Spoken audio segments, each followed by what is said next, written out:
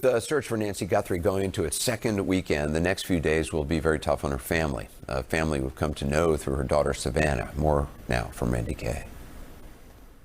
Mama, great job. Love you. Love you, honey. Long before she arrived at Studio 1A and NBC's Today Show, Savannah Guthrie called Tucson, Arizona home. That's where she was raised by her parents, Charles and Nancy Guthrie. Savannah's father, Charles, worked in Australia in mining. Then he and his wife brought their family to Arizona when Savannah was just 2 years old. In 1988, tragedy struck. Savannah's father died suddenly of a heart attack. When my dad died, our whole family just hung on to each other for dear life because it was such a shock. We were just trying to figure out how to become a family of four when we had always been a family of five. In June 2014, Savannah wrote this essay for Today to honor her father on Father's Day. He was a 5,000-watt bulb who could turn a mundane trip to the post office into a rip-roaring tale. I miss my dad all the time. I wonder what it would be like to know him as an adult. After the loss, the Guthrie family leaned on each other. Savannah says she grew so close to her mother, Nancy, she didn't want to move away from home. I had never lived away from home, and it was really hard for me to leave her. And that's when she said, if you can't leave me, then I didn't do my job right. I would just say about my mom, and I love this about her, she's so no nonsense. And so if she would say to you, you can do it, I believe you can. Now get out there and go for your dreams. I believed her, and I think that's the beginning of confidence. In 2015, they returned to Australia together, sharing their trip with viewers. When you got older, this is where you played. Hi. We used to live here. You know that picture of you and Dad? Yes. That would have been right around here. Yeah. Taken right around here. Nancy Guthrie had become somewhat of a regular on the Today Show. I am thrilled to welcome a very talented cook to our kitchen. Oh, yes. One I know well, my mom, Nancy Guthrie. Today, viewers got to know Savannah's siblings, too. I am so proud of my family, and I have a sibling that I think our country can be proud of, too. In July 2012, Savannah flew with her brother Cameron in an F-16 fighter jet. He was a pilot at the time with the Air National Guard. I'm Lieutenant Colonel Charles Guthrie, and I'm Savannah's big brother. We got you a name tag and your own call sign, Vinny. Savannah did regular features with her sister Annie, too, who was a writer and jeweler. Annie and I would be in a fight as little kids, and my mom would separate us and say, go to your room. And then about 5 minutes later, one of us would send a note under the door. Oh, yeah, I forgot about that. Yeah, like, want to be friends again, or what are you doing? Savannah, true to her faith, has said they believe God is the sixth member of their family. Now they are counting on him to bring their mother home. Randy Kay, CNN. We wish them well. That's it for us. The Source with Kaylin Collins starts now. And we do have breaking news out of Arizona tonight as the FBI and the Pima County Sheriff's Office now confirm they are investigating a new message connected to the disappearance of Nancy Guthrie, the 84-year-old mother of Today Show host Savannah Guthrie. This is a message that was sent to the CNN affiliate KOLD, which is one of 3 media outlets that actually got that separate unverified ransom note earlier this week that demanded millions in Bitcoin for Guthrie's return. Now, it's not certain if these 2 notes are from the same person or people or entity. In a few moments, I'm going to speak with one of the anchors from KOLD who got this new email. Their newsroom, in turn, sent it to local officials, and the FBI is now investigating. No, not at all. It's again given to the FBI. They've got this, and we'll let them go. Now, the timing of this new message, which, of course, I do want to stress, law enforcement has not verified yet, is critical. It could be, at least. It comes after the first deadline from the initial ransom note passed at 5 p.m. local time yesterday. And of course, we also had those 2 gut-wrenching and emotional pleas from the family that was posted to social media asking for anyone who had information about their mother to contact them. We need to know, without a doubt, that she is alive and that you have her. We want to hear from you, and we are ready to listen. Please reach out to us. We need you to reach out, and we need a way to communicate with you so we can move forward. Now, here's what also stands out tonight. We're watching this play out with law enforcement back on the ground at Nancy Guthrie's home and that surrounding area tonight. Officials were seen on the roof of her house. They were going door to door to speak with her neighbors. And of course, as all this is happening, it's notable what we heard from the president. We'll see what pans out from this. But he suggested tonight to reporters when he was asked for an update that investigators are making progress. I think we're doing very well on that regard. You're probably surprised to hear that. I think we're doing very well. Very well, meaning we have some clues, I think, that are very strong. And I think we could have some answers coming up fairly soon. Is this a nationwide search? Is this a search going to Mexico? I'm talking about a search. I'm talking about a solution. We have some things I think that will maybe come out reasonably soon from DOJ or FBI or whoever that could be could be definitive. A lot's taken place in the last couple of hours. CNN's senior national correspondent Ed Lavandera is at the search scene. We've got my full team of investigative sources who are also here with me for this breaking news tonight. Ed, I want to start with you on the ground because obviously as we're learning about this new note, we're also seeing people show up at the house again. And this is now the third time we've seen this happen this week from the initial search, then when they went back the other night when you were there. What have you been seeing tonight? Yeah, well, this is day 6 of the investigation and the search for Nancy Guthrie. And again, significant work being done here on the street where Nancy Guthrie lives. And this situation is actually different from what we saw a couple of nights ago, where now a small section of the street where Nancy Guthrie's home sits has been cordoned off by law enforcement. We've seen a much larger presence of investigators here throughout the late afternoon, now into nightfall here. And throughout the evening, we saw investigators laying down evidence markers around Nancy Guthrie's property. They were even on top of the roof of her home as well. And we do know from other neighbors here in the area that FBI agents have been canvassing and also going back, knocking door to door, asking for follow-up questions about if they'd seen anything suspicious over the weekend. Had they seen, or do they have any other video? Their home cameras might have captured anything.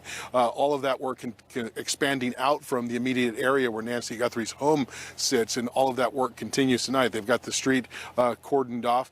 And we have not heard much from investigators here in Tucson, just simply a couple of messages from the Pima County Sheriff's Office saying that they had heard reports of the latest message coming from that was sent to KOLD, as well as that the work was being done here in this area again tonight. But beyond that, no more information from law enforcement officials publicly here.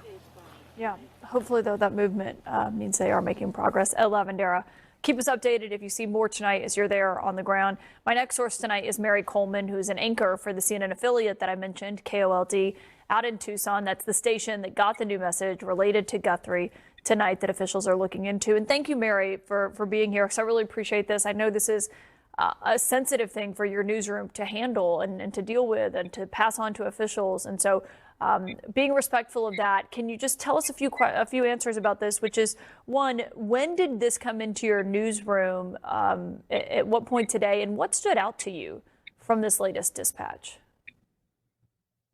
Yeah, Caitlin, well, we got it around 11:45 this morning. And as you mentioned, the deadline of 5 p.m. last night, we have been refreshing our email constantly to see if there had been any updates. And we didn't get anything last night, but around 11:45 today, that message came in. And of course, it set off red flags considering we received the first note on Monday and similar tone to it. So we, again, did what we did for the last one and immediately sent it over to the Pima County Sheriff's Department to look over the letter and see what it was that they could find out. And a few things, I have some notes here. We sent that over to them, and we've learned that the IP address is different. So it's not the same IP address, but it does appear that the sender used the same type of secure server to hide their IP address. Of course, that stood out. And this new note contains something that the senders seem to think will link them and to the previous note and prove to investigators that they're the same persons or person who sent this. And I mean, given that, it stood out to you that they were trying to convey it's the same person or people that sent the other note to y'all? Certainly. Well, of course, we can't confirm that it is just yet, but I would say the tone is very similar in both letters. And these people, again, or person, are trying to make a conscious effort to prove that they are that same person. Can you say if the note acknowledged that outreach from the Guthrie family where they were saying, hey, please reach out to us, whoever you are, we want to talk to you? Did it acknowledge that at all? I can't speak too much on the details within the letter because they are very sensitive, but I can say that it does seem like it might be in response to some of the pleas from the family. I mean, one of those pleas, I mean, as Savannah said, and it's still hard to even watch that, but she was saying, we need to know without a doubt that she is alive. Did this notice in any way, without even having to get specific, did it at least try to speak to that? I would say that yes, it definitely offered a little bit more insight on their response to the initial letter, but again, just really trying to play it safe here with how sensitive the information is in the second letter as well. Yeah, and of course we completely respect that and understand that, and I understand you're a reporter also as you're reporting on this, and so I realize the tough position that you're in here. One thing we did know from the other notes there were deadlines, 5 p.m. And one on Monday that investigators described as more serious. Did this note include a deadline? This note did not have deadlines included. I know investigators described as more serious. Did this note include a deadline? This note did not have deadlines included. I know a lot of people have been, wondering if this one was a ransom note. I will say that I would not classify this as a ransom note, this second one. How would you describe it generally if you don't think it's a ransom note? I would say, as I said earlier, maybe a response to the initial videos that the family put out. And, typically a ransom note, there's a cause and effect kind of thing. And I don't see that in this note. How long was it? Could you tell us if was it lengthy or was it pretty brief? It was a brief one. It was shorter than the last one that we received, certainly. Okay. If it's that, one question I had was, as this was coming in and we were hearing that y'all had gotten this request, there was a ton of activity happening at the Guthrie home. I mean, we're seeing people on the roof, outside by the pool, these investigators around the neighborhood. Do you think that those two things are connected, this new note and that activity? I would say so. We actually received a note into our newsroom as well from the homeowners association out there, letting them know that, they were going to be increased activity with law enforcement. And so we asked when this note went out, and that went out after we received this letter. So it would be, I think, a safe assumption to say that, they might be, and that was the response after this came into our newsroom. And obviously the family here has basically been saying, please reach out any way you can. One difficulty they seem to be having before this was how to get in touch with these people who were sending these notes, as unverified as they are. Did this note offer any way for either your newsroom or for the Guthrie family to get back in touch with this person or these people? Still no line of communication there, and I think that's the big thing right now that law enforcement's trying to crack is, who is this person and how do we get in touch with them to verify some of this information. And again, the big priority is finding Nancy, and I think that's top of mind for everyone right now. Any sense to you why this is coming to a newsroom? Like why this person or these people are sending it to you and not to the Pima County tip line that's been out there, or Savannah Guthrie, or any of the FBI?